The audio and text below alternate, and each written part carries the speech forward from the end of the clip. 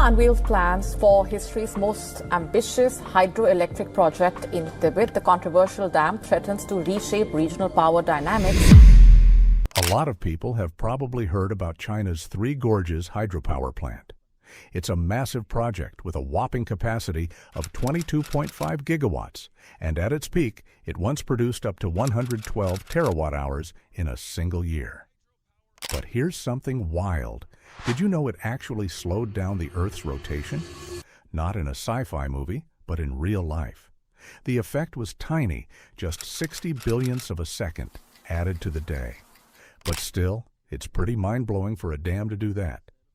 But now, the Three Gorges Dam might be about to lose its top spot. China's working on an even bigger hydropower project, this time in Tibet.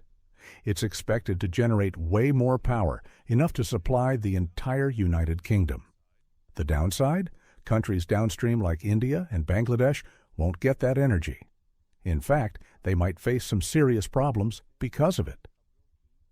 So what exactly is China planning now? On the map, Tibet might look like just a high plateau, but in reality, it's the watery heart of Asia. Some of the continent's biggest rivers start here: the Huanghe, the Yangtze, the Mekong, the Irrawaddy, the Brahmaputra, also known as the Yarlong at Tangpo, the Salween, the Indus, and the Sutlej, just to name a few. All in all, over 10 major rivers begin on the Tibetan Plateau, which is packed with water resources. It all comes down to the land's geography.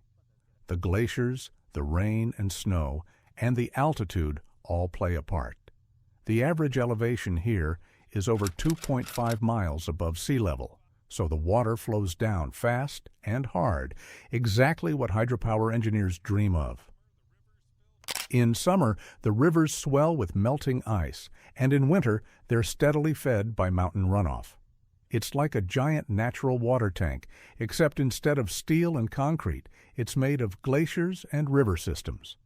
And instead of pipes, the water rushes through powerful rivers that could host dozens, or even hundreds, of hydropower plants. All this makes Tibet a goldmine for hydropower. To put some numbers on it, experts say the region could potentially provide up to 200 gigawatts of electricity. For comparison, in 2022, all of China's hydropower plants combined had a total capacity of 415 gigawatts. The entire U.S. had just 102 gigawatts from hydropower that same year. So, Tibet alone could produce nearly double what the U.S. does. With China aiming for carbon neutrality, it's no surprise they're looking to tap into this massive resource. As of 2025, several hydropower stations in Tibet already produce over 100 megawatts. Still, China is currently using just 1.7% of what the region could offer. But that won't last. The government clearly has big plans to harness the full power of what Tibet alone can provide.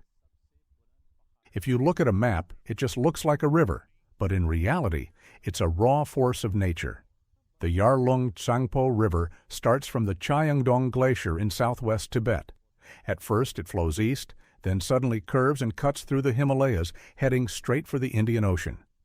Starting high up in the mountains, constantly fed by snow and glaciers, and racing through rough terrain, this river turns into a kind of natural powerhouse. The water doesn't just flow here, it crashes downward, roaring so loud you can almost feel it, sending mist soaring high into the air. That's why the Yarlong Tangpo is one of the most powerful hydropower sources in the region. But both we and the Chinese engineers are focused on one specific stretch of this river, the Yarlong Tangpo Canyon in Maydog County. It's also called the Yarlong Tangpo Grand Canyon, and with good reason. It's one of the longest and deepest canyons on Earth. It stretches around 310 miles, and in some places, it dives over 17,400 feet deep. Other sources even say it drops as far as 19,700 feet. That makes it both longer and deeper than the Grand Canyon in the U.S.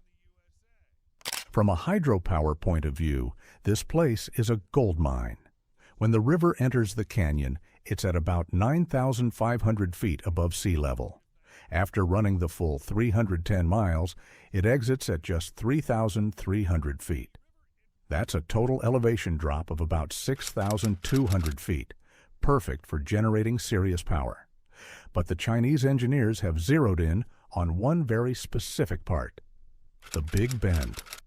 This 31-mile stretch is where the river plunges nearly 6,500 feet. For any engineer, this kind of drop is like hitting the jackpot.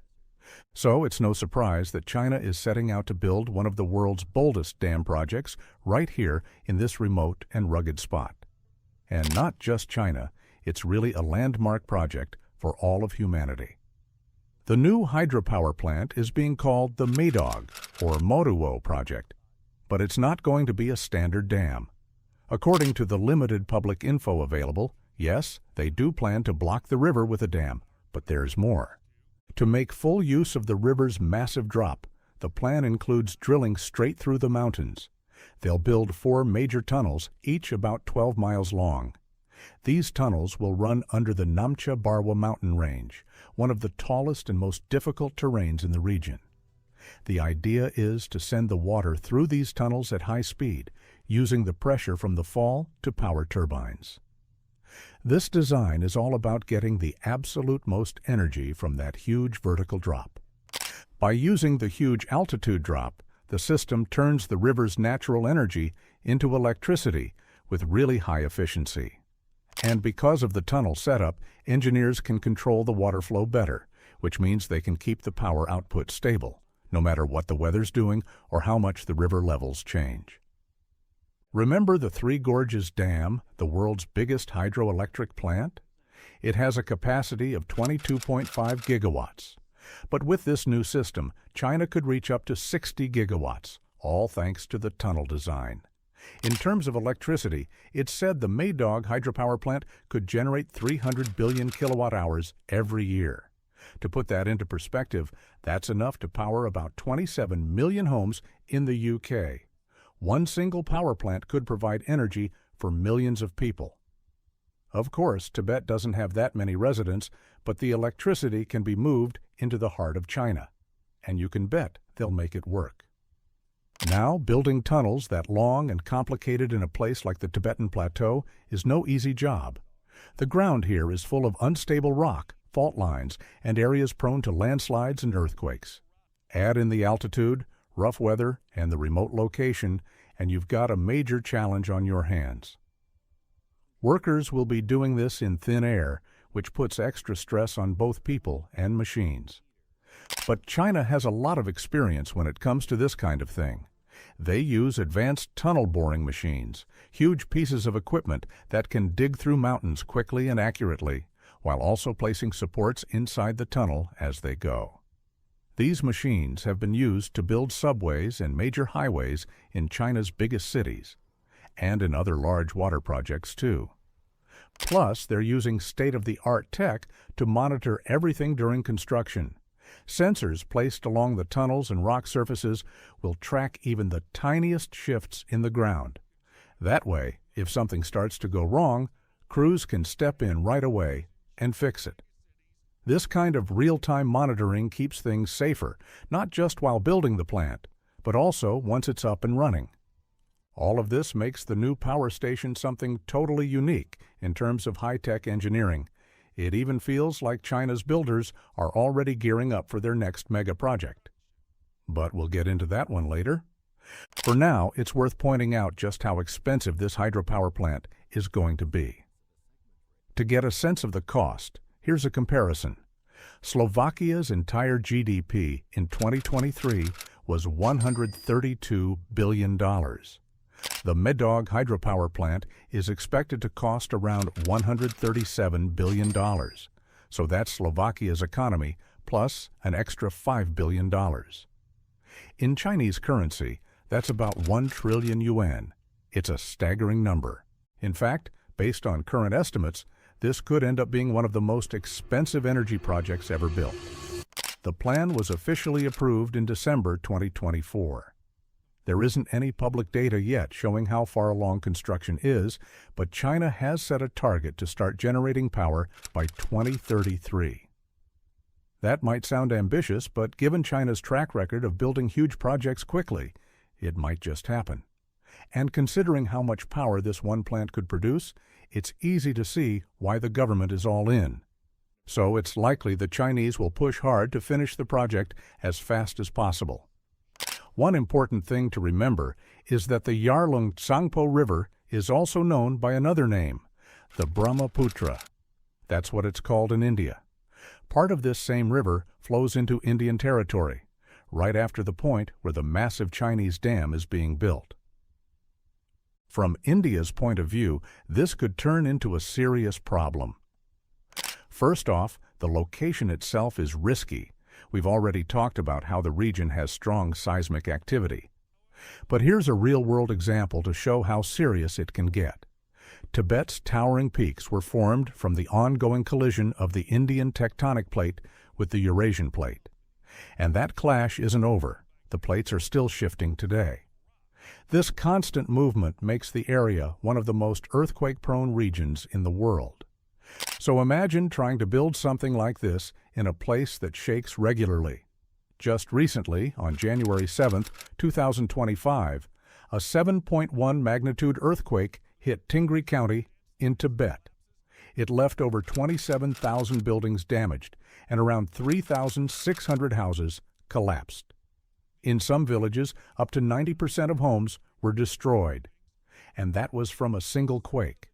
Sure, the dam and tunnels will be built with earthquakes in mind, but no one can completely guarantee safety if something stronger hits.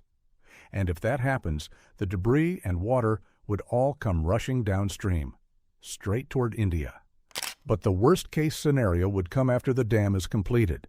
Once it's in place, it will hold back a huge reservoir of water. If for any reason the dam fails, whether from an earthquake, landslide, or structural issue, an enormous flood would surge downstream, wiping out everything in its path. And here's another concern. The mountains around the dam aren't made of steel and concrete. They're made of loose rock, which shifts on its own.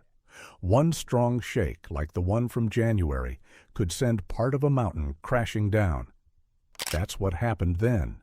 Landslides blocked or destroyed several national and provincial roads. If that happens near the dam, the damage could lead to a deadly chain reaction and massive flooding into India. And that's only part of India's concern. The Brahmaputra is essential for life in several Indian states, including Arunachal Pradesh and Assam. It provides drinking water for millions, and it keeps rice fields, fruit trees, and tea gardens alive. Its smaller rivers, the Subansiri, Lohit, Kameng, Manas, and Dhansiri, also help keep the soil fertile during the monsoon, and during dry months, the river becomes a vital lifeline. Even a slight drop in water flow can cause shortages in towns and villages across Assam. In fact, nearly 180 million people rely on the Brahmaputra for regular water supply. If China holds back water during dry seasons, it could leave many without crops or even drinking water. But the flip side is just as dangerous. If they suddenly release too much water during low season, it could cause flooding instead. When there's not enough natural water flowing through India, an artificial flood could sweep in, washing away bridges, roads, and homes. The problem is, flood control systems in India are built to handle normal seasonal levels, not sudden surges caused by a wave of water released upstream. Because of all this, every time China talks about managing the Brahmaputra, it sparks heated debate in India. Thousands of small farmers, fishermen, and small business owners depend on the river's water levels, the speed of the flow, and the sediment it carries down from the mountains. So whenever the Medog hydropower plant comes up, people in India ask the same question. How much of the Brahmaputra's water actually comes from China? One minister from Assam says that the river's source only makes up 30 to 35% of the total flow. The rest comes from India's monsoons and local rivers. But even that 30% matters a lot. During dry months when rains are late, China's share increases. Snow and glacier melt become the main sources, and if China holds back water at that point, it's serious trouble for India. Picture this. It's a dry year, the rains haven't come, the rivers nearly dried up across India, and China decides not to release water. That would leave fields parched and cities running low on drinking water. Even if just 10% of the usual flow is held back, that can cause localized crises in parts of India. People in Arunachal Pradesh already feel this pressure. One farmer with 2 rice fields, 17 acres each, relies on water arriving by June to begin planting. If the Brahmaputra runs low, he loses a third of his harvest. With less rice to sell and at lower prices, his income takes a hit. That might not sound like a disaster in one case, but when there are hundreds of thousands of farmers like him, it quickly becomes a nationwide issue. And if the water cuts go deeper, the problems only grow. At that point, it's not just trouble, it's a full-blown crisis.